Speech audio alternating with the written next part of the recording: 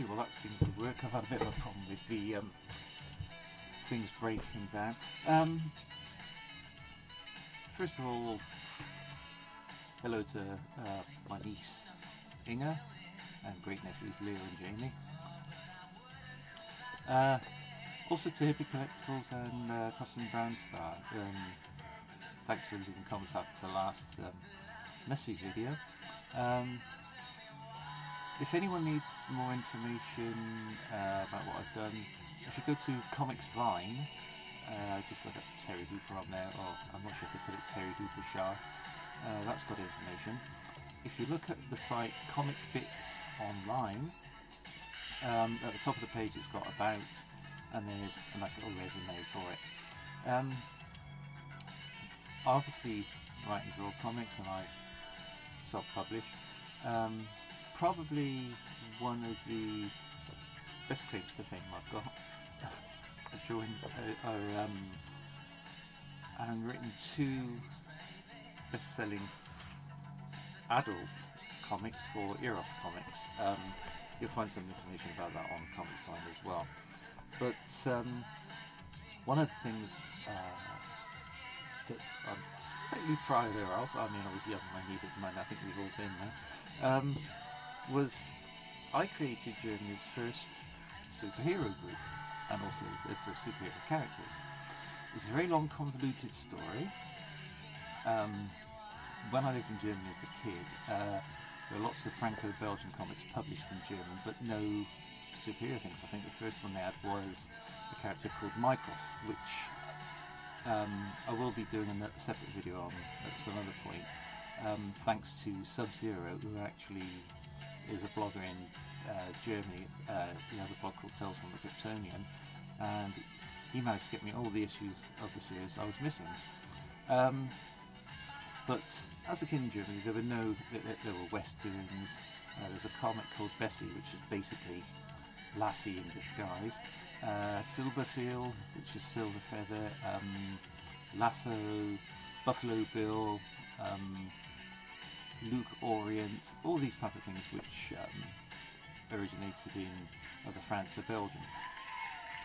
One of the other things that I used to read was, sorry, not read, actually watch on TV programs in Germany were a thing called Tales from Europe, which we did have in England later on, but you had things like The Singing Ringing Tree, Rumpelstiltskin, all this type of thing. And they were made in East Germany, and I think some in the Czechoslovakia, as it was at that time. So you had all this mix of fairy tales, and you also had a lot of appearances by small people, what people term dwarves. I mean, I used to use that word as well, but I don't use it anymore.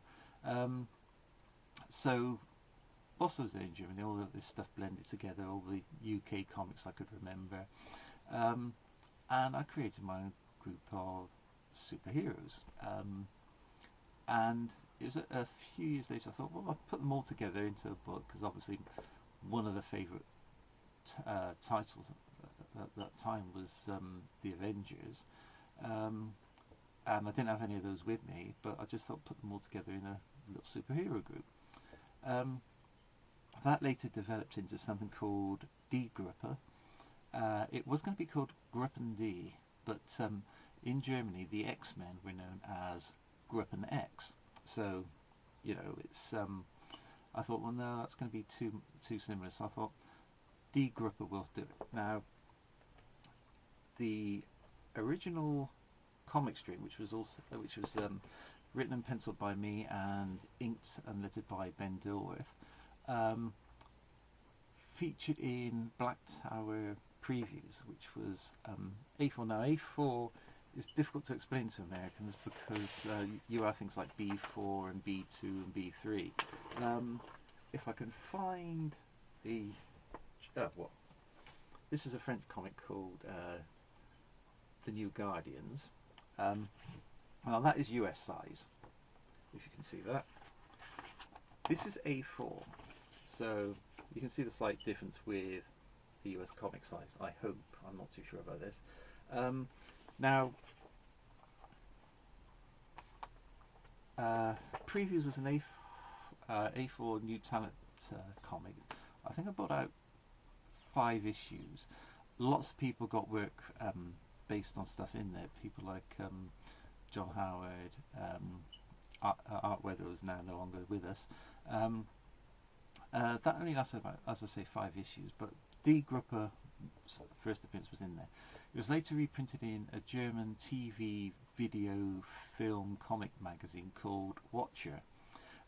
I didn't do the lettering for that, and I didn't do the translation, and considering it was done by Germans, the fact that they got some of the place names spelt wrong was a bit of a surprise to me. But when all the print-on-demand stuff came in, obviously it means you can put your comics together and self-publish now. So Black Tower went to comic album format. Now, comic album format is we have graphic novels, which everybody knows are basically 100 plus pages, under 20, 150, whatever. We have the trade paperbacks, but comic albums are. Sorry, my voice went slightly high pitched then for some reason. If I lean over here, which means I'm going to be off camera, which is probably the best place for me at the moment.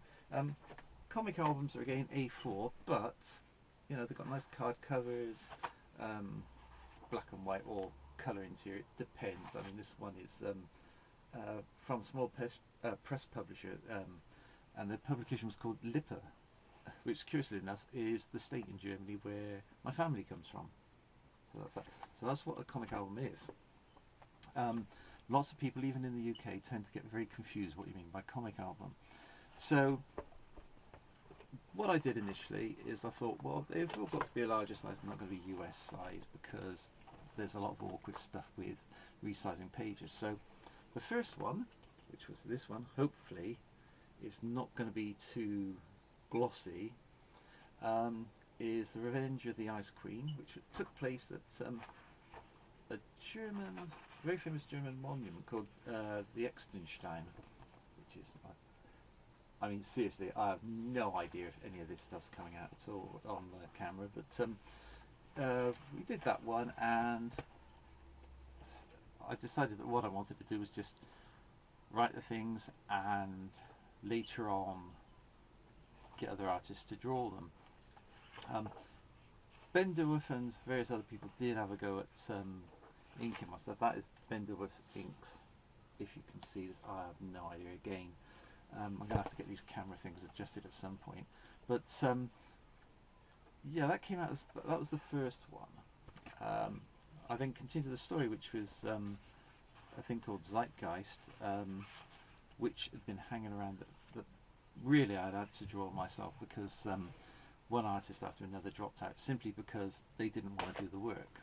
I can't say I blame them, but this was the second issue, the one which started the little Zeitgeist saga. If you've ever seen the movie The Pied Piper, you'll know that that's a good drawing of the character, the Pied Piper. He's in this as another Earth hero. Third one, again, continuing the Zeitgeist saga. The fourth one, I used this little montage of photographs and also to reprint some older stories. Again, hopefully this is coming out. On the back I decided to do a sort of little poster pin-up thing, so I used Krampus. I mean, you can't get any more German than Krampus. That, of course, led to various other bits and pieces, and what I did is I eventually put the entire Zeitgeist story, the second part of it, which was the Resurrection, into an annual, which is basically a lot more pages, but with a nice cover. The cover itself is actually a combination of fibre pen, colour crayons, watercolours, and pen and ink. I like messing around with montages when I'm doing my work. And then I decided what I was going to do is, rather than people going out to try to buy it or order it, if they would. All 5 of those books, I put it into one great big collected, which is that there, all the pages in there you could want. So that was a big story there. The cover was drawn and inked by Ben Dilworth again. I'm hoping these come out because I know they are very glossy, but other people have tried to produce comics with German superheroes. There was a character called Windkönig, Wind King. A number of jokes I could make out of that one. There was something called Power Freaks by a Sub-Zero, the blogger, and his brother. Also, there were, I think, a couple of people that tried, but none of them really managed to get beyond a few issues. I think really because some of them were stumped about whether you could where to put, use things as settings for superhero comics. There's one called Dawn, which I'm going to have to do a separate blog about because it started as basically a gaming comic based on some gaming characters. I've got them here. Hang on a second. If you see, this is one big problem about this is I'm off camera and you're not going to see me. So what? It's because I haven't had any coffee this morning. But this was it called Helden. It was published in Germany. It was done based on a role-playing game. And what they did, I mean, there's some fantastic colour there. They produced some English versions, but they basically sold out if you went to. But the production level and the quality is so high on these that eventually it just got a bit too expensive. So that you're coming up with really high glossy pages. I mean, I'm hoping that comes out. This is why I said I'm going to have to do a separate blog with these. The one that I always ask people going, ooh, when I put it online or when I mention it, is this one. No idea why. The final issue was a double one, which is this one, in which it actually proclaims on there the end. And it was, except that one character went on to become a superhero called Der Morgenstern Dawn. In other words, the Morning Star Dawn. I mean, a Morning Star is basically a medieval mace with the spikes on. So that's why he's got the chain there and the spikes. Now, this followed the character through into designing his own costume.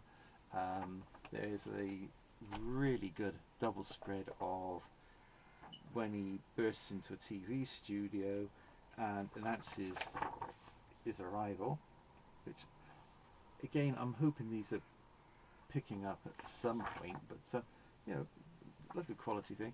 And it got to issue 4, and after this it's vanished. He's still the man behind it is still working on the comic, but it's taken its time. It goes for quality, so you have to wait. So that was the main superhero that came out, and of course didn't succeed. Another one is by someone who just calls himself Tomper, but he produced one called Der Engel, the Angel. Again, nice black and white washes, the occasional spot of red colour, and there were 3 issues to date. If you search Comic Bits online, you will probably find the reviews of these as well. But and those were the basic ones. So Die Gruppe has lasted just in print from 1984 to now.